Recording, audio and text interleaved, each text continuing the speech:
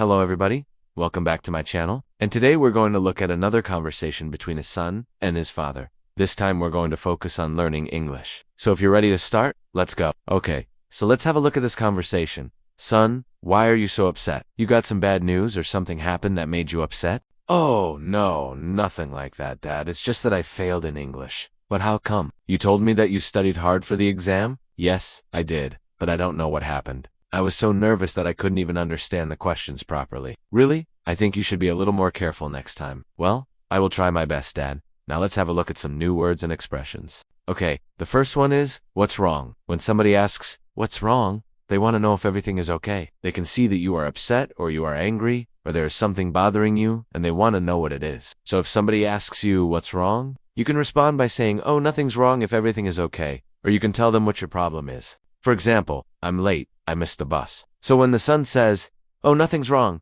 he tells his father that he's not angry or upset. Everything's fine.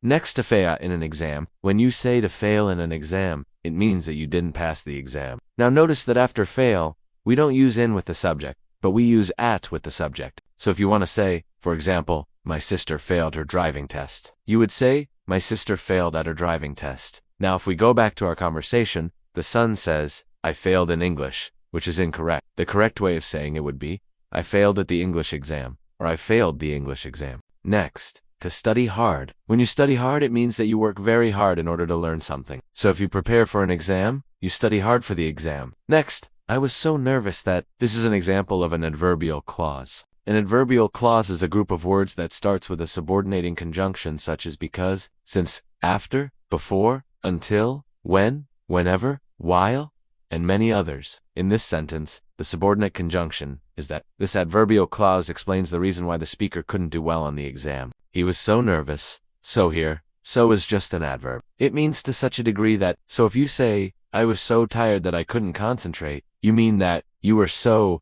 tired that you couldn't concentrate. I was completely tired. And now let's have a look at some common mistakes that learners make. Okay, so the first one is this one here. I failed in English. As I said before, we don't use an after fail. We use it. So the correct way of saying it is, I failed at the English exam. Or, I failed the English exam. The second one is this one here. You told me that you studied hard for the exam. In this sentence, the son is talking to his father. So if he wants to show respect to his father, he shouldn't say you told me. He should say you told me.